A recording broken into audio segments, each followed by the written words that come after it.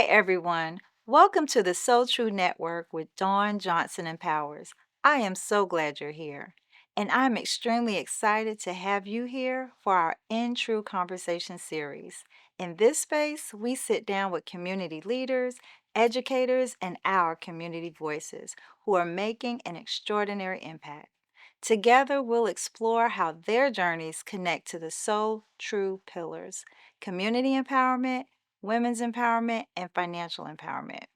These conversations are about truth in action, our overlapping circles with great people and their stories that remind us we are stronger together. As you enjoyed this conversation, be sure to subscribe so that you don't miss out on any of our So True updates.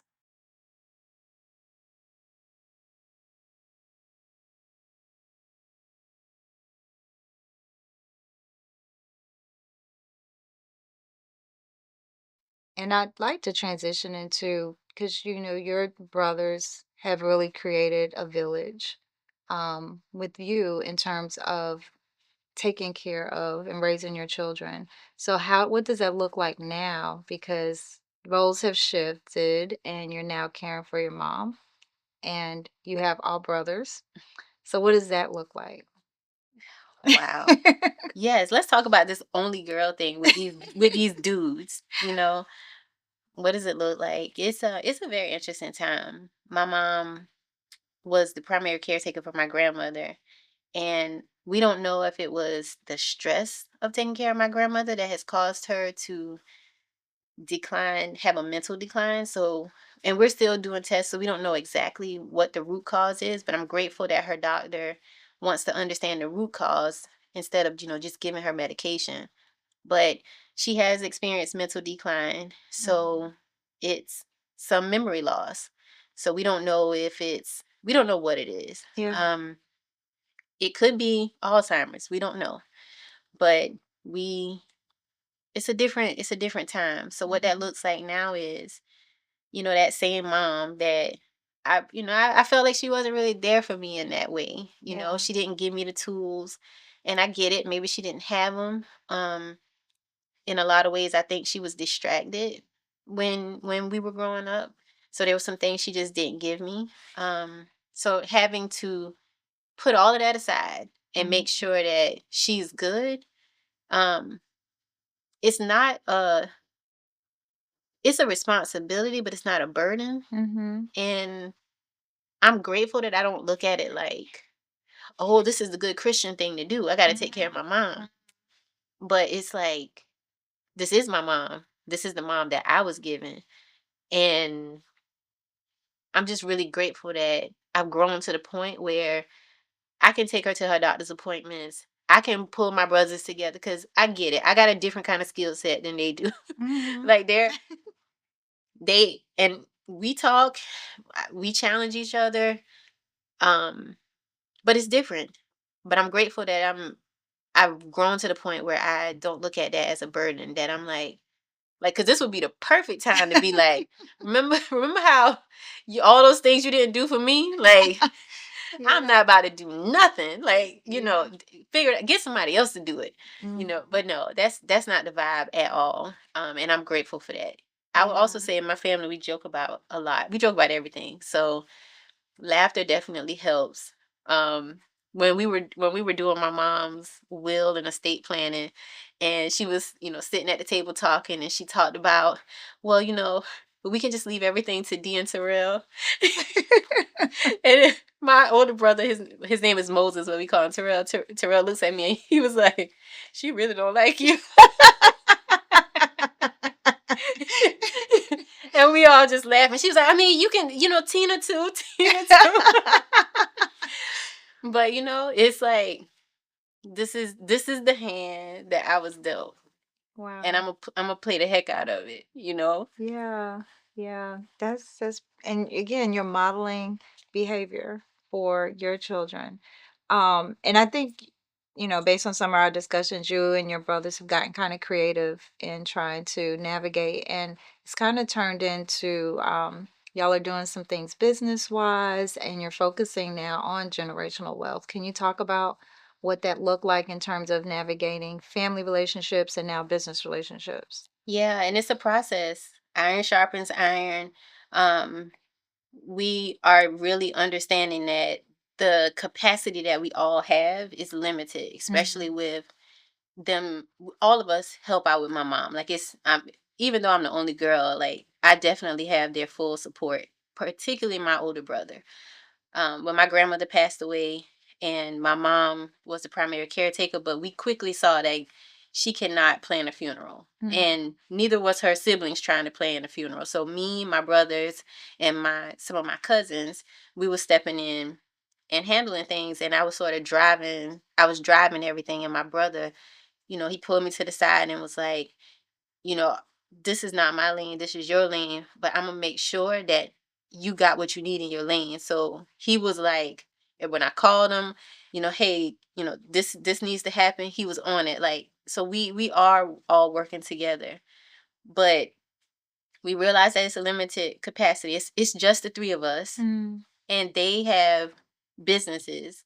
I have a business, but I also work full time. But we really see like as and because we have my mom and my dad. Yeah. Um, and even though Who are that not together. who are not act, I told you divorce sucks. Like people Yeah. really need to think about this. Like, is the problem really that hard that you Mm. guys can't figure this thing out? Like, I get it. We're not gonna always like each other, but love is an action. Wow. It's not a feeling. Mm. I'm gonna say that again. Please say it again. Love is an action. It's not a feeling. Mm. Your decisions impact generations. Mm. I'll stop there. Okay, that's a whole nother show. But if we want to go there, we can go there. But they're not they are divorced. And again, we talk about these things, but my mom needs care. My dad recently was in an accident and had to be in the hospital for a while. Thank God he does have a significant other, his girlfriend. And I've appreciated how she's helped navigate with a lot of different things. But my brothers and I, we realized we don't have a limited amount of energy and time. So what we began to explore was how can I use my skill set to help them in their business, and then how can we expand this to build something bigger for the next generation. Wow. And that's the project that we are working towards. We're prayerful that we can make things happen, Mhm. but it's it's a lot of work. It's a Yeah. mindset shift on so many different levels, but I'm committed to it and Yeah. looking forward to us being able to build something that outlives us. My grandfather started as an entrepreneur when that was not even a thing that was in our family. He was the first one. And when I think about it, it was, I mean, he was in a segregated small town, Mhm. this man, and my Mhm. granddad was really tall, and we used to say like Granddaddy doesn't seem to care about anything. But then now it's like I get it. Like he had to be a certain type of guy to Mhm. be an entrepreneur during like like he was an entrepreneur during segregation. Yeah, I'm yeah. When talking all you the policies are against us. all the policies are against you. You can't come in the front door, you need to go in the back.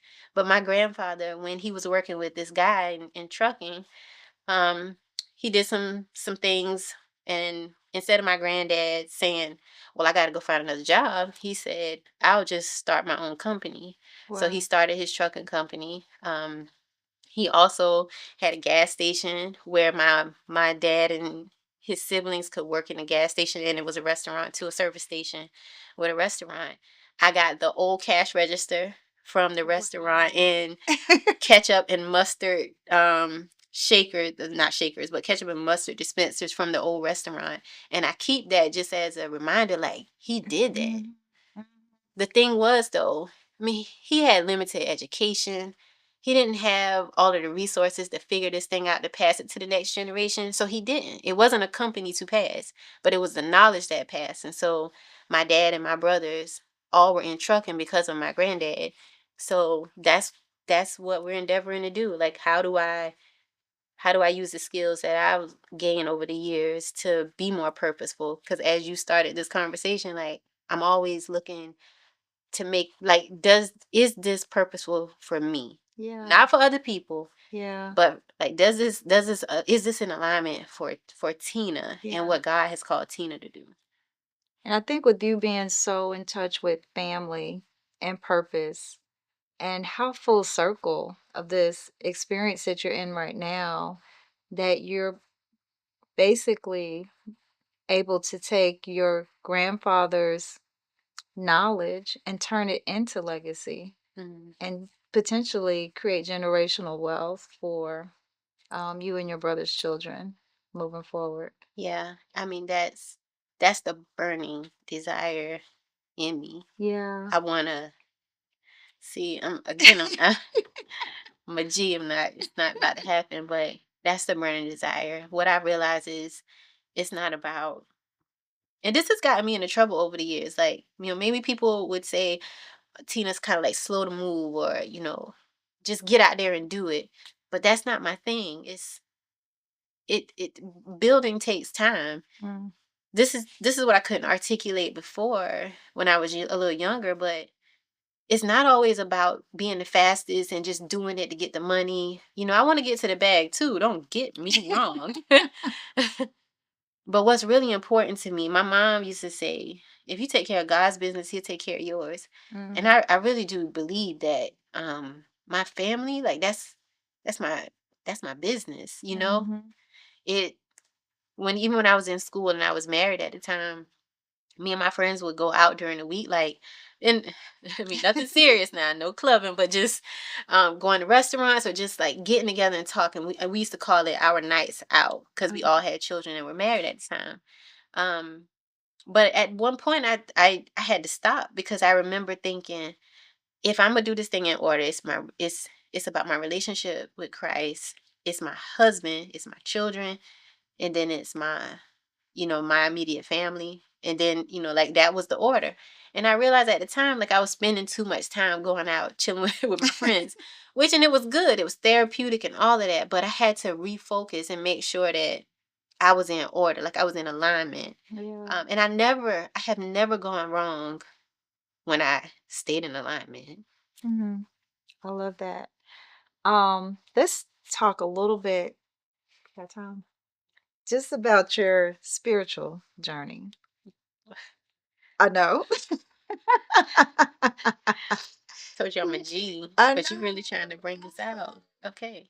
No, but your spiritual journey, because when I hear you talk about Christ and your faith being a priority, you struggled with that for a minute. For a minute. Go ahead and say it. I know you want to say it.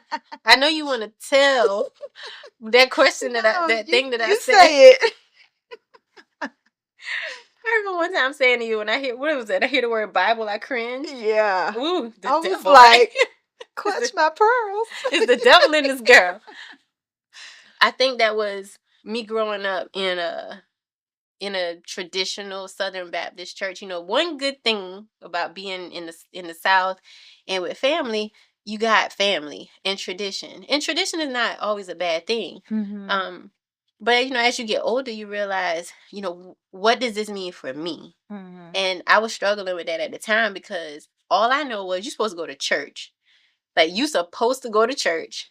And at the time, it's like, okay, I'm going to the church, but I'm not getting nothing. Like, all I'm seeing is like nothing. Like, Yeah. just, No fruit.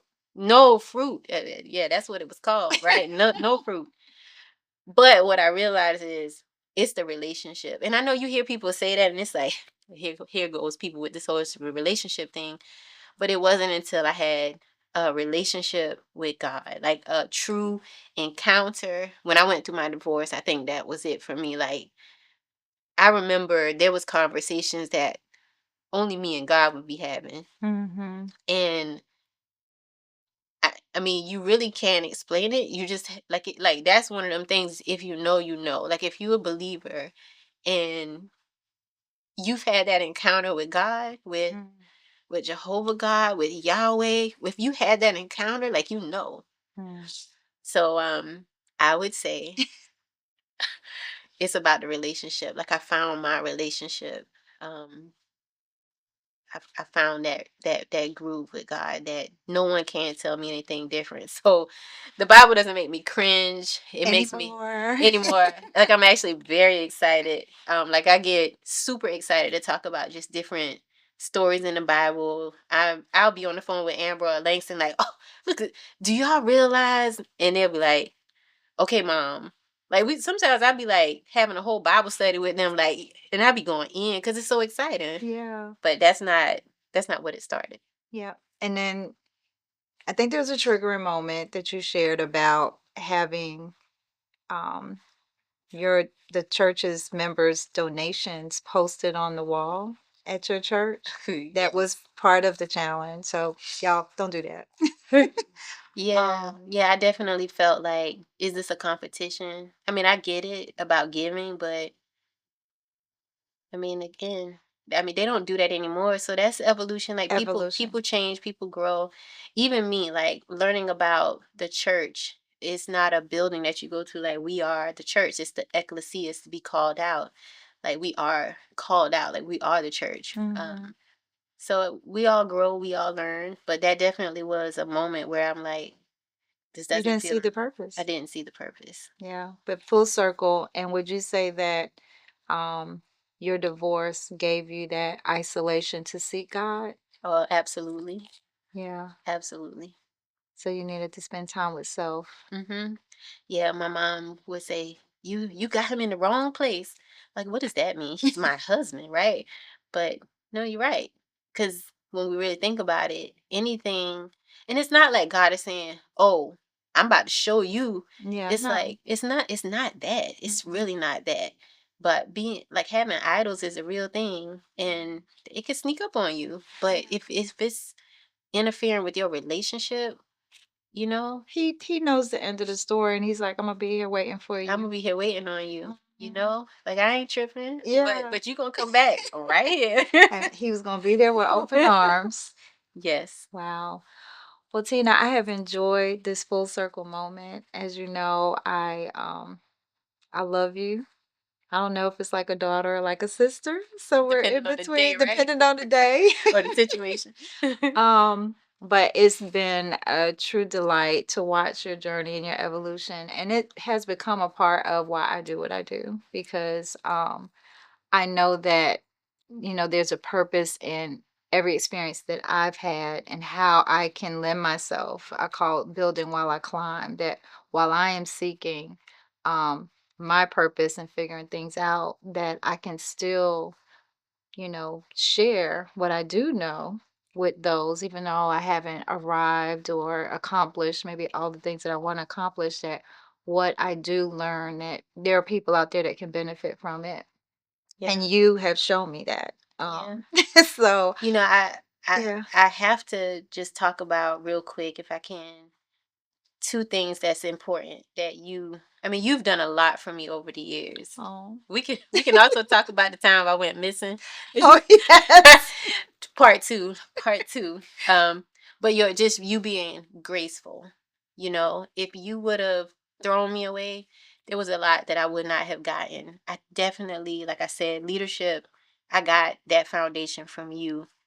Even as I go throughout my career now, and when I bump up against people that may not be so kind and receiving to my curiosity, because you give me that, and because I also come back here and tap in Mhm.